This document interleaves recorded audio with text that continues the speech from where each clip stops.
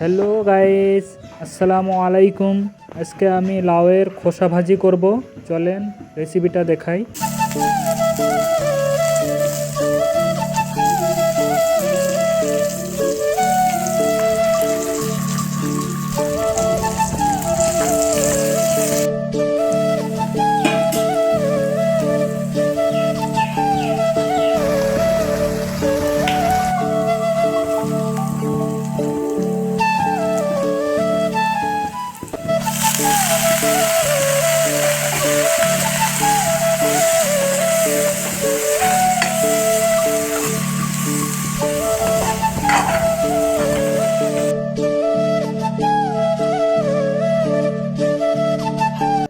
ভাজা কমপ্লিট। এখন আমি ভাত নিয়ে নেব।